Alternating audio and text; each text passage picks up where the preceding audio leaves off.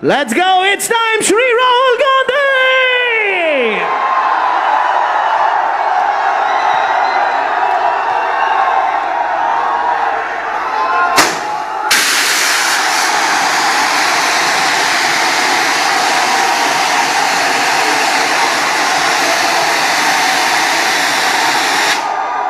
Oh my God.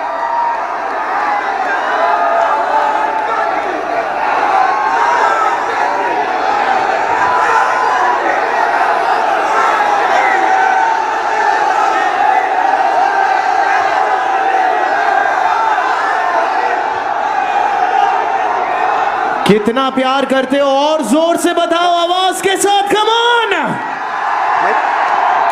Hello,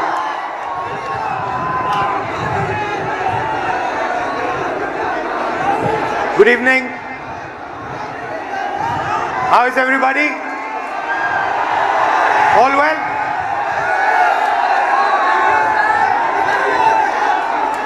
I'm very happy and honored to come to stand here in front of you, in front of you and Gota.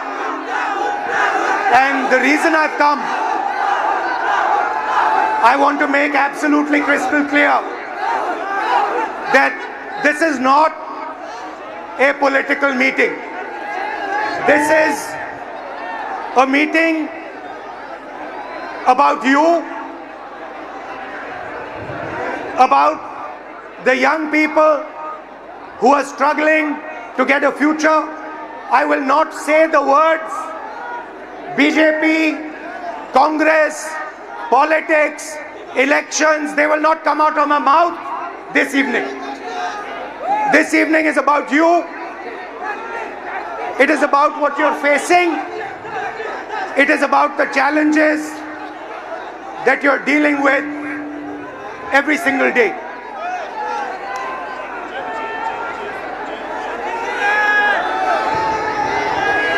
Some time back, I walked from Kanyakumari to Kashmir. 4,000 kilometers रास्ते में आप जैसे लाखों युवाओं से मैं मिला, हजारों युवाओं से मेरी बात हुई, डिस्कशन हुआ, और मेरा एक ही सवाल होता था, आप क्या करना चाहते हो?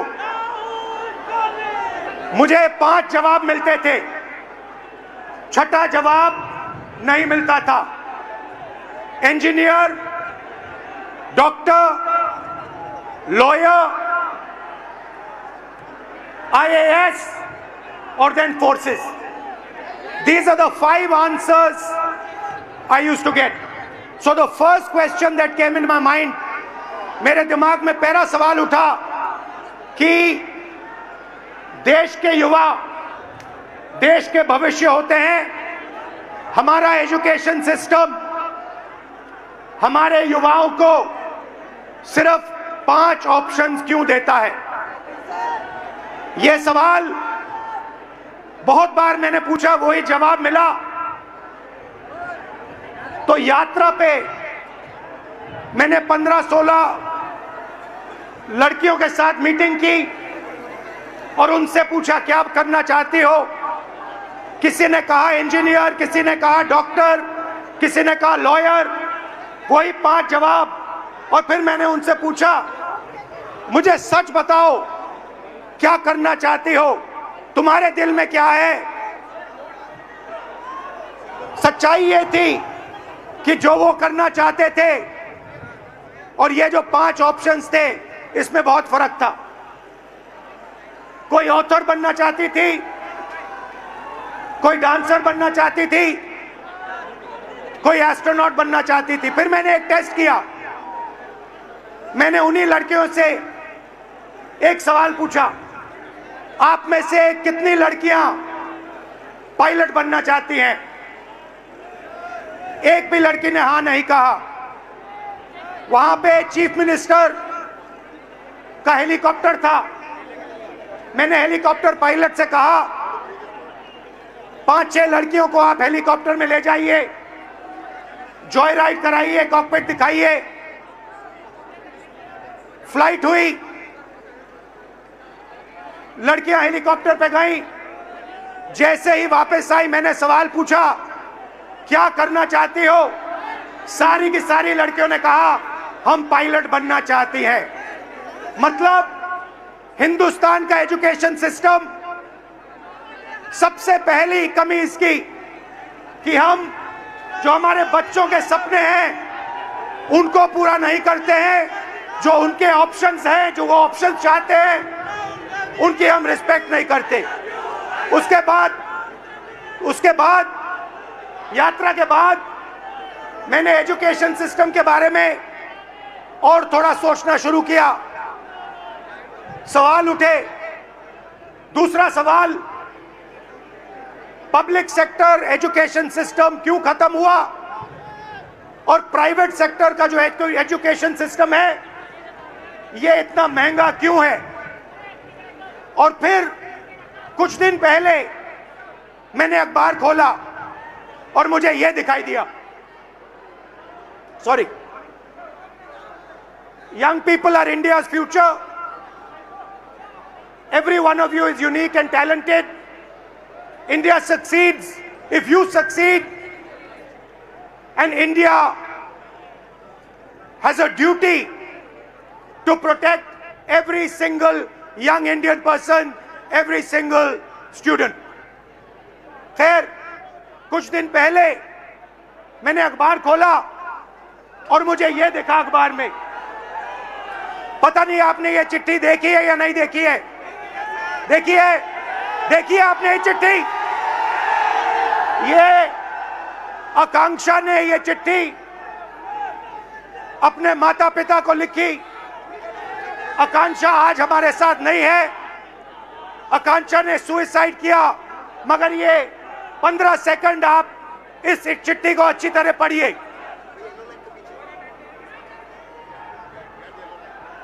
ये आकांक्षा डॉक्टर बनना चाहती थी। इनके पिता से कुछ दिन पहले मेरी बात हुई, पैरालाइज्ड हैं, कर्ज लिया,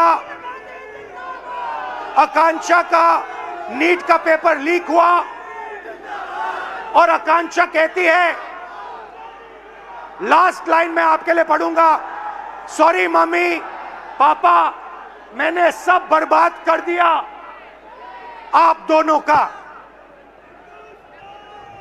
मैंने सब बर्बाद कर दिया आप दोनों का। सच्चाई ये है कि ये आकांक्षा की गलती नहीं थी,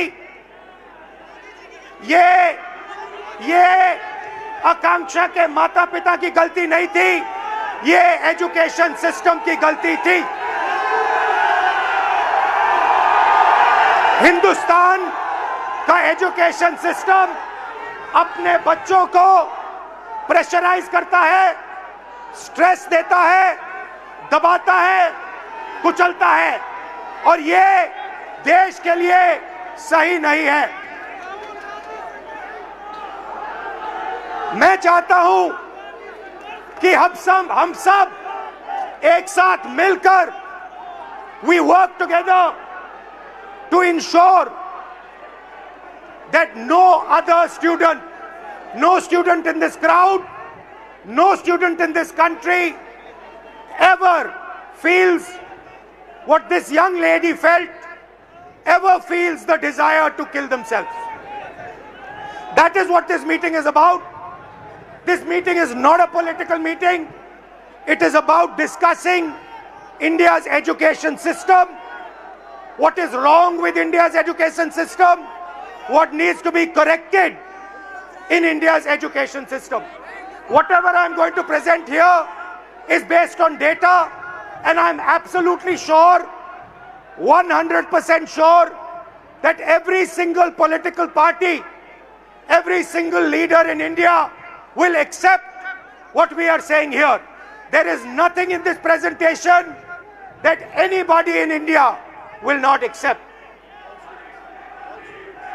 Every single student will accept what I'm going to say here because it is the truth, 100% the truth.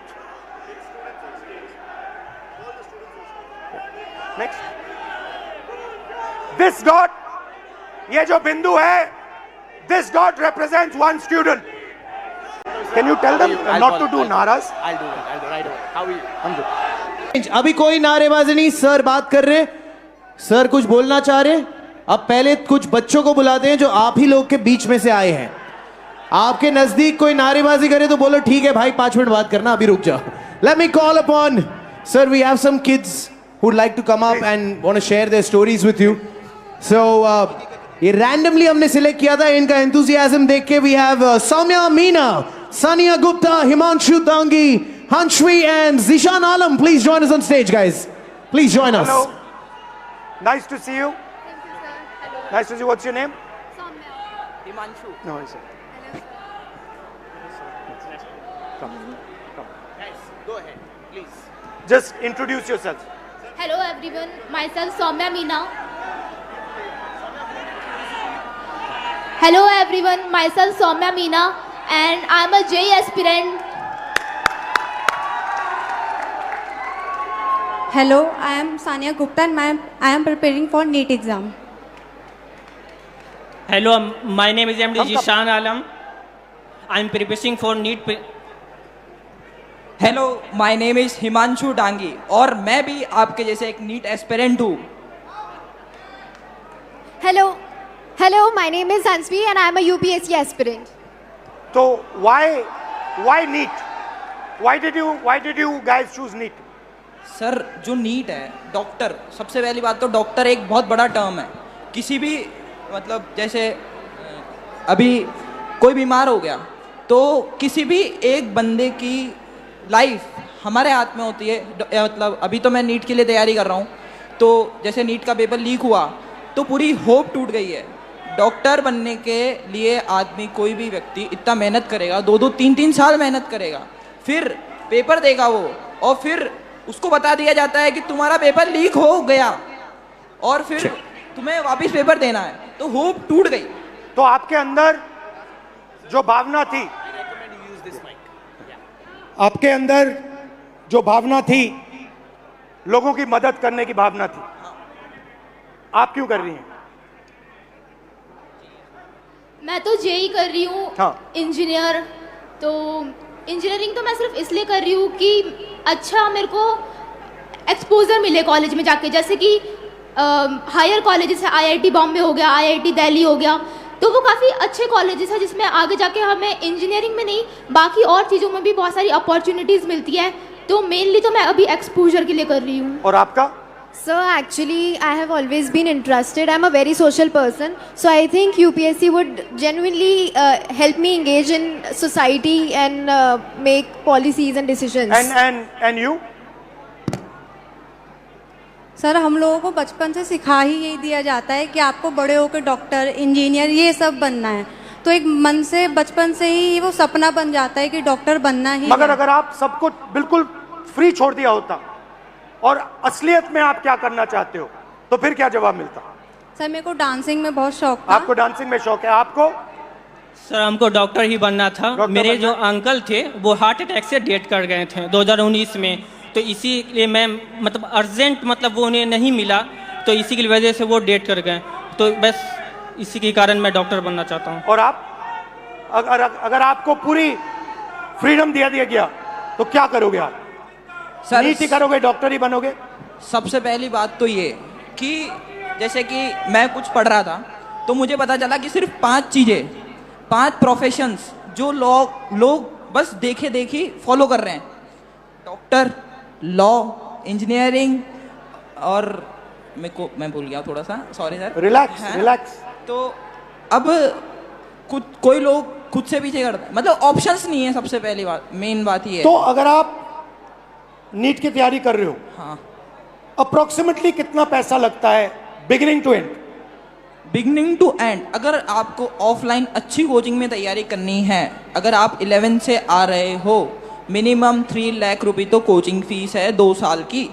फिर उसके अलावा हॉस्टल फीस 10,000 रुपये मिनिमम मंथली, रूम मतलब जिसमें खाना वाना सब आ गया।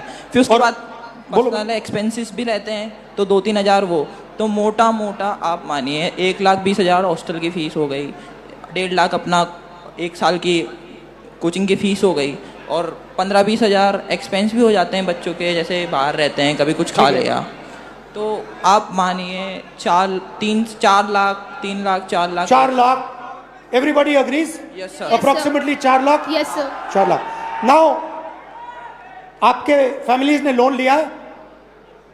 कितना लोन लिया है? 2 लाख। 2 लाख। पापा क्या करते हैं? फार्मर हैं। किसान हैं।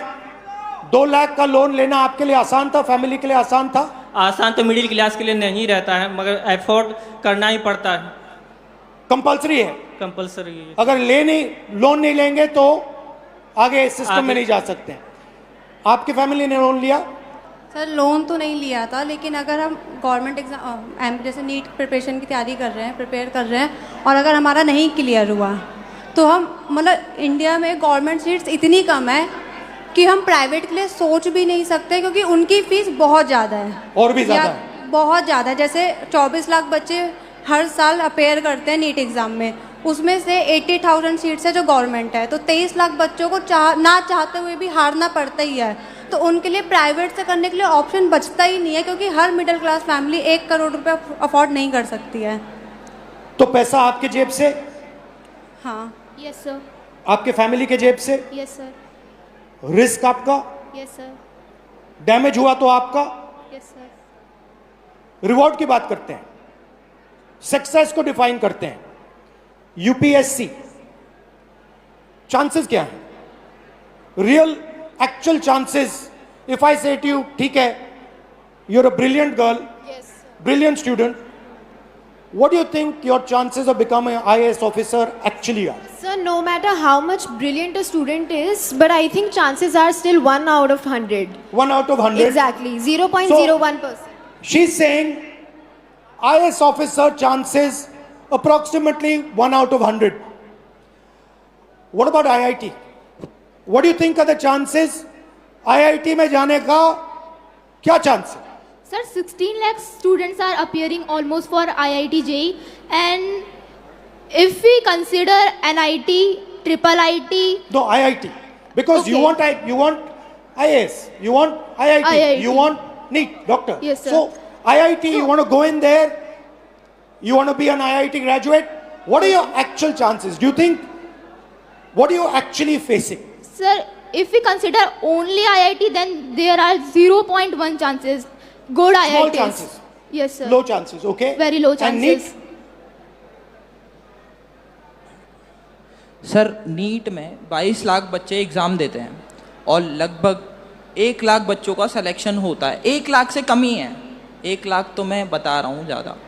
तो सर ये क्या जिम्मेदारी है वो, ऐसे हम कैसे होगा सर? तो यहाँ पे अप्रोक्सीमेटली 3,000 लोग हैं, अप्रोक्सीमेटली, थोड़े ज़्यादा आ गए हैं, बट हमने 3,000 का कैलकुलेट किया था, ठीक है? 3,000 में से आईएएस के कितने बनेंगे? एक। 3,000 में से वो जो कोने में एक डॉट है ऊपर, 1 person out of this whole function, is you are not competing with ineffective, incompetent people. You are competing with the best in the country, and these are your odds. I think this is a crime. I think this is an insult to every single young person in this country. These are not the odds that our young people should be facing. You are very brave. You're very strong. That's a different matter.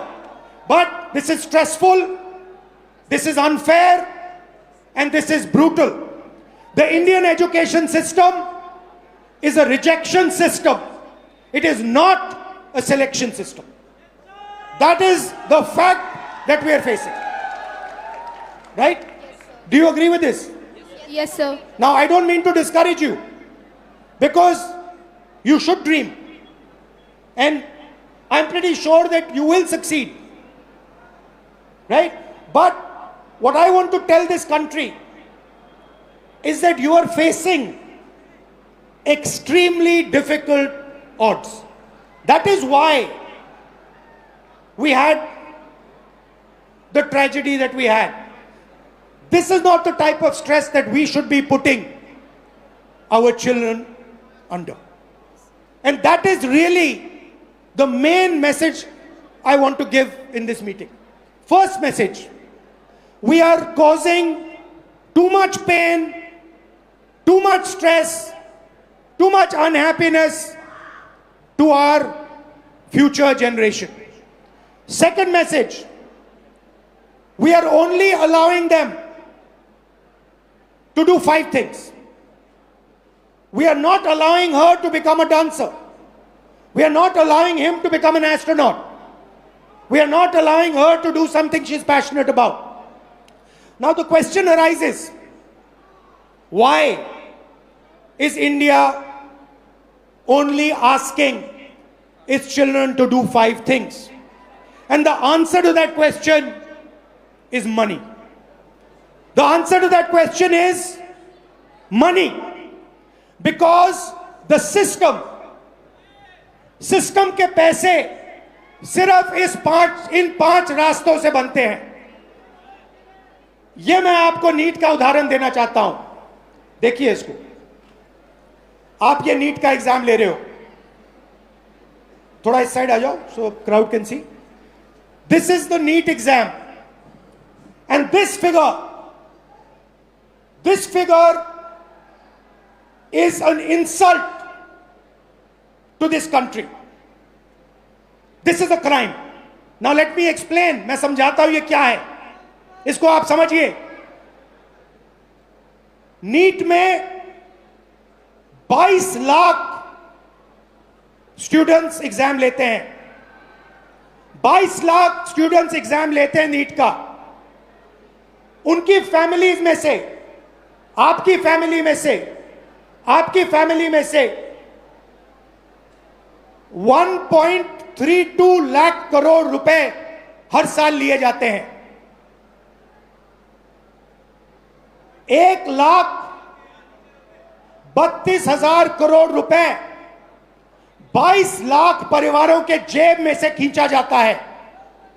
भाई और बहनों, जितना पैसा एक साल में ये 22 लाख लोग देते हैं, उतना ही पैसा हिंदुस्तान की सरकार अपने पूरे के पूरे एजुकेशन बजट में डालती है.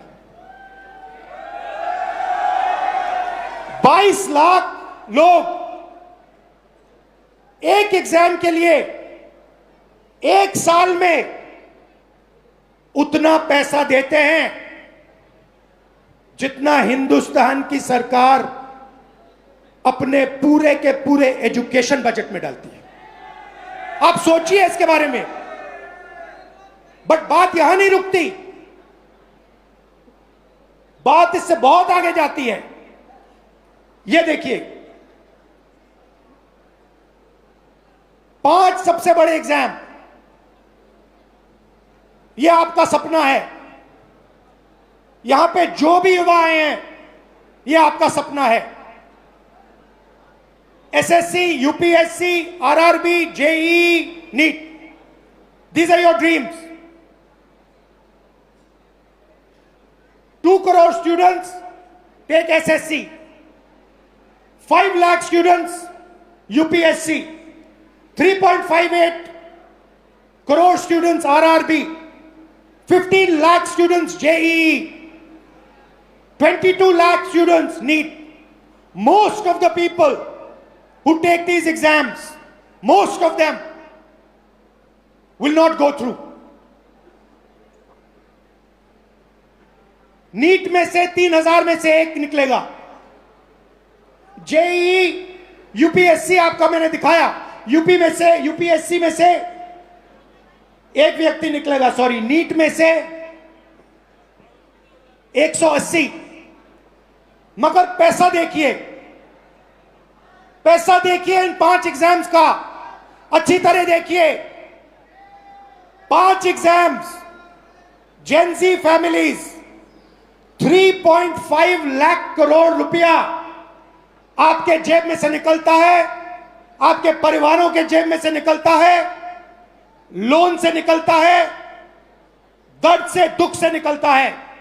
भाई और बहनों, जितना पैसा इन 5 एग्जाम्स में आपके परिवारों से निकलता है, उतना पैसा हिंदुस्तान की सरकार education budget, health budget, labour budget, science budget, women and child budget में डालती है।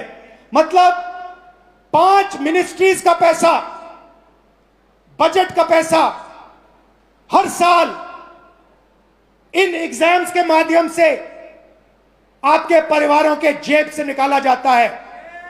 और फिर उसके बाद आपको कहा जाता है कि दरवाजा बंद है, आप आईआईटी में नहीं घुसे, आप नीट में नहीं घुसे, आप आरआरबी में नहीं घुस पाए।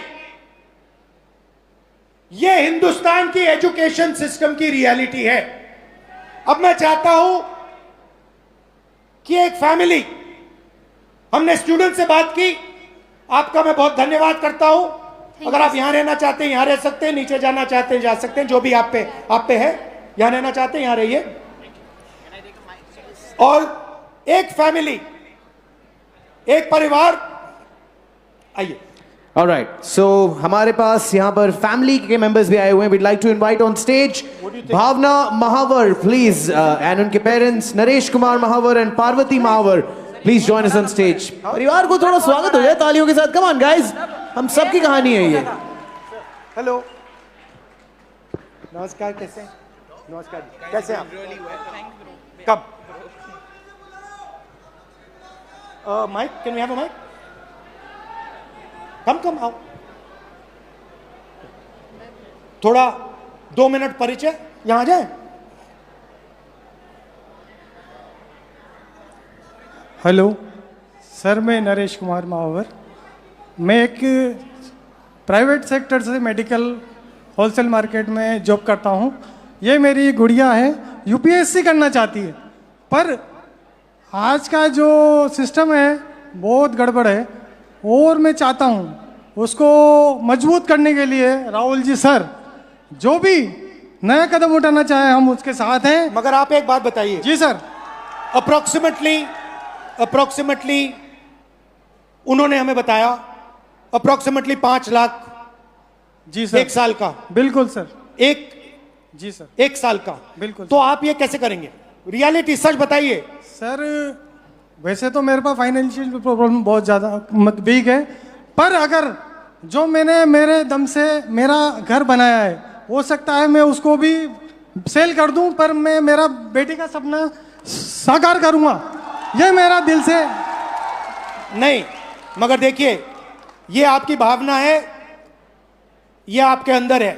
नहीं, ये जब से ये 10th क्लास में पढ़ती थी, तो जब से ही मैंने इसके सपने के साथ मैंने अपना सपना भी साकार करने के लिए सोचा है। और मैं चाहता हूं कि ये ईश्वर मेरा सपना पूरा करे। ईश्वर आपका सपना पूरा करे, ये हम सब चाहते हैं। जी सर। मगर सच्चाई ये है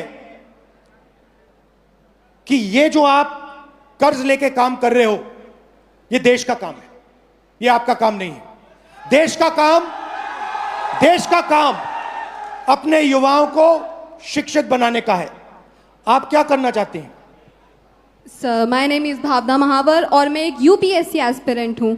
जैसा कि 2026 में प्रीलिम्स एग्जाम में हम सब ने देखा है कि किस तरह से लेंथी एग्जाम बनाया गया है, जो एक यूजुअली स्टूडेंट के लिए बहुत टफ रहता है। प्लस वैकेंसीज होती है 1000 और फॉर्म्स आते हैं 15 लाख के आसपास। तो मेरा गवर्नमेंट से ये क्वेश्चन है कि बाकी के स्टूडेंट्स का क्या होगा?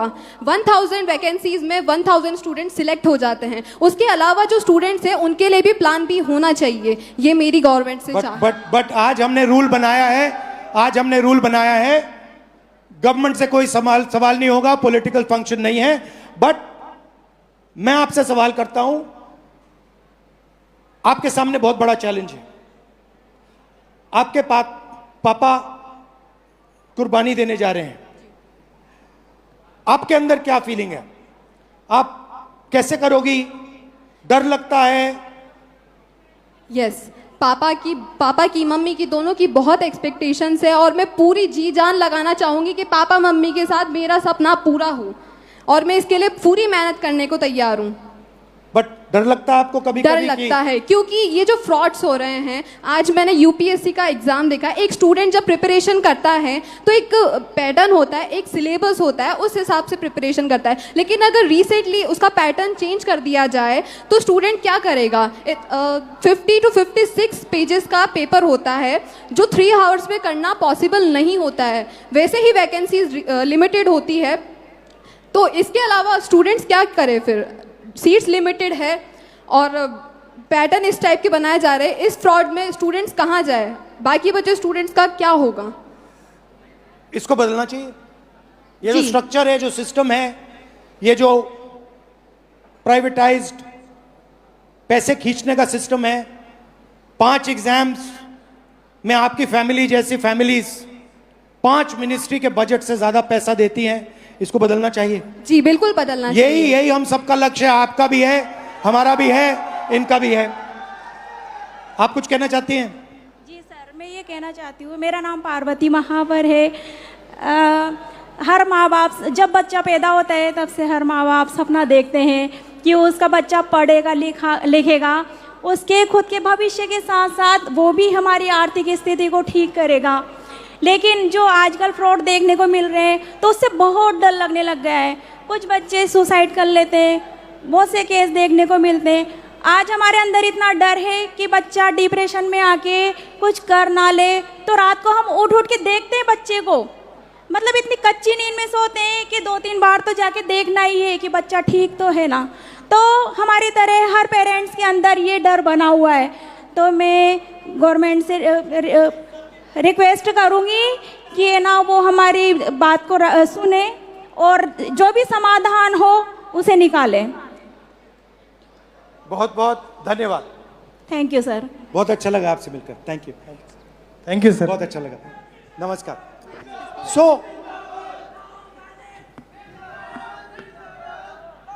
तो ये थैंक यू। तो ये है हिंदुस्तान का एजुकेशन सिस्टम। इसको देखिए अच्छी तरह। India's education system is a extortion machine. ये आपसे पैसे लेने का सिस्टम है। ये सिर्फ शिक्षा देने का सिस्टम नहीं है। ये एग्जाम के बेसिस पर आपसे लाखों करोड़ रुपए छीनने का सिस्टम है। थोड़ा सा मैं आपको इसके बारे में बताता हूं। यहां पे सारे के सारे लोग इस सिस्टम से निकले हैं। Public schools, public sector education Hindustan में ना के बराबर है, खत्म कर दिया गया है। वहां पे आपको टूटा हुआ पब्लिक स्कूल दिख रहा है। यहां पे प्राइवेट स्कूल है। आप प्राइवेट स्कूल में गए, आपको प्राइवेट स्कूल ने कहा कि देखिए हम ठीक से अपना काम नहीं कर सकते हैं, आपको ट्यूशन की जरूरत होगी। प्राइवेट स्कूल में आपने पैसा दिया, ट्यूशन में आपने पैसा दिया, और फिर एग्जाम्स आए, सीबीएसई एग्जाम हुआ।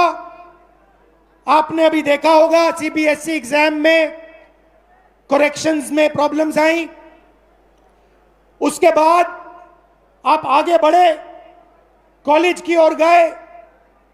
कॉलेज में फिर से रीवैल्यूएशन हुआ। कॉलेज में आप गए, कॉलेज आपसे कहता है ठहरिए, हम अपना काम ठीक से नहीं कर सकते हैं, आपको कोचिंग की जरूरत होगी। आपसे पैसा फिर से कॉलेज जाने में लगता है, कोचिंग देने में लगता है, स्कूल में यूनिफॉर्म बनाने में लगता है, हॉस्टल का लगता है, और फिर आप आते हैं सबसे बड़ी दीवार के सामने। 5 एग्जाम, लाखों लाखों करोड़ रुपए आपके जेब से खींचा जाता है, आपके परिवारों के जेब से खींचा जाता है। प्रॉमिस क्या है? प्रॉमिस है 5 लाख रुपए दो, 10 लाख रुपए दो, एग्जाम करो और हम आपको रोजगार देंगे। प्रैक्टिकल बात है। आज स्टेज पे जो लोग आए, वो अपने बच्चों को आईआईटी, आईएएस, आईपीएस क्यों भेजना चाहते हैं, इंजीनियर क्यों बनाना चाहते हैं? रोजगार के लिए, कि स्टेबल जॉब मिले, बेरोजगार ना हो। माता पिता ने कहा हम चाहते हैं कि हमारी भी देखभाल बच्चे कर पाएं। तो ये एक प्रकार का कॉन्ट्रैक्ट है। हिंदुस्तान का एजुकेशन सिस्टम आपसे कह रहा है school, college, uniform, tuition, books, ये सब आप दोगे, लाखों करोड़ रुपए आपके जेब से निकलेगा और फिर आपको हम स्किल्स देंगे और रोजगार देंगे। अब आते हैं रोजगार की सच्चाई पर। रोजगार की रियलिटी क्या है ये देखिए। इस सिस्टम में, और इस बात को अच्छी तरह समझिए, इस सिस्टम में अगर 1000 बच्चे जाते हैं, घुसते हैं, तो 1000 में से सिर्फ 12 बच्चों को, अच्छी तरह सुनिए, 1000 बच्चों में से सिर्फ 12 बच्चों को रोजगार, सैलरीड रोजगार मिलता है। 1000 में से 12 मतलब इस भीड़ में 36 लोगों को, सिर्फ 36 लोगों को परमानेंट जॉब मिलेगा। दूसरे नंबर देखिए, तकरीबन 300 लोग बेरोजगार रहेंगे, वो काम नहीं करेंगे, उनके लिए कर्जा, नशा, ये लाइन है।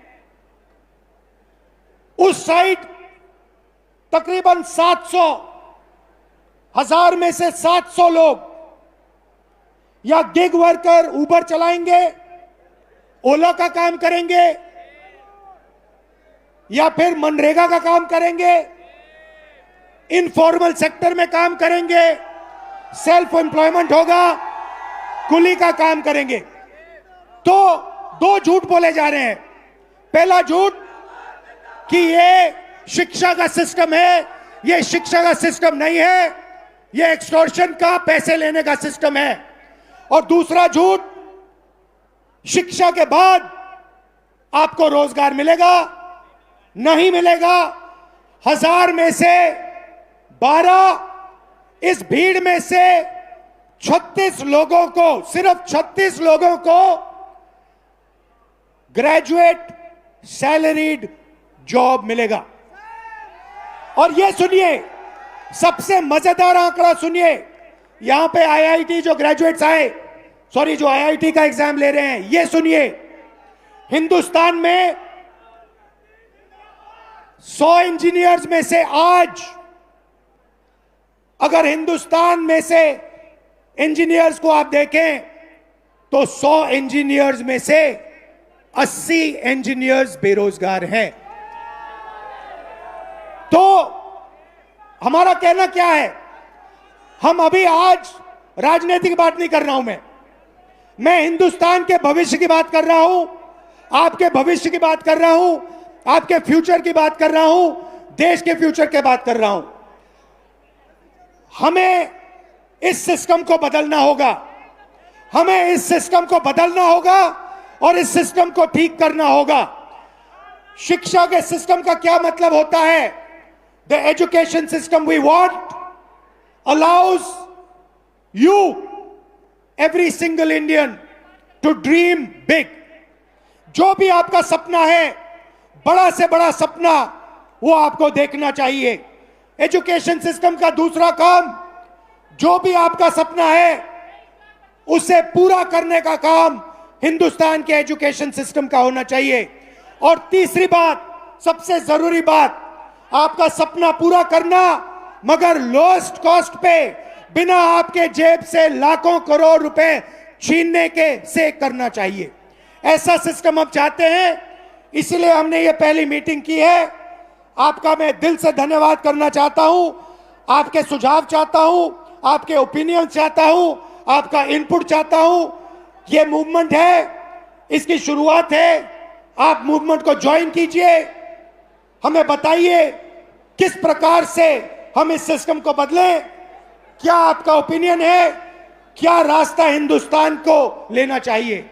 दिल से आपका धन्यवाद कहना चाहता हूं और फिर से याद दिलाना चाहता हूं, एजुकेशन सिस्टम हिंदुस्तान के सबसे गरीब मिडिल क्लास लोग से एक एग्जाम के लिए उतना पैसा छीनता है जितना एजुकेशन बजट है, और 5 एग्जाम्स के लिए उतना पैसा छीनता है जितनी 5 बड़ी मिनिस्ट्रियों को बजट मिलता है। यह शर्मदायक है और इसको बदलना होगा। आप सबको दिल से बहुत बहुत धन्यवाद। नमस्कार, जय Hind. I'd like to thank everybody, especially Kota. Kota is the nervous system of India, education system. I'm proud of everyone who works in Kota. I'm proud of all the students. I wish you all the best. I hope you do really well in life. Thank you very much for having me. Namaskar. Thank you, sir. Thank you, sir. Thank you, sir. But before you leave, sir, before you leave, first of all, एक बार जोरदार तालियां हो जाए, आवाज हो जाए sir के लिए, come on. सर, छोटी सी गुस्ताखी करेंगे, हम यूथ हैं, हमारी आप जानते डिमांड से थोड़ी ज्यादा ही होती है, थोड़ी सी ज्यादा है कि नहीं, बनता है कि नहीं अपना। सर, जाने के पहले अगर हम सबके साथ एक सेल्फी हो जाती तो मजा ही आ जाता सर। एक सेल्फी अगर हो जाती। सर, आप पहले ले लीजिए। Oh, thank you sir. Okay everyone, let's go. You wanna bend down? So Yeah, we'll bend down.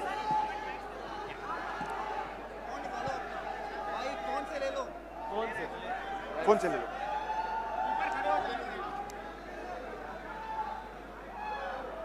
I think you should spin it around and take it so it's to the it'll be ground. a big one, big wide one. You want to do one? No, that's fine. Yeah? You want to do one? You just have to press the side button. Yeah. Oops. I'll do it. The other way. Back. Yeah. Yes. Thank you. And sir, also, once again, as we said, Did you like it? we love it. We love it, sir. All the best. And before that, before you leave, sir, 21st is the NEET exams. If you can wish all our dear friends. Best of luck to everybody for the NEET exam. I hope you all do well and serve India. Thank you. Love you. Thank you, sir. And this is from the youth, a shake hand and a high five to you, sir. We love you. Thank you so much, sir. Thank you. Everybody make some noise for Shri Rahul Gandhi.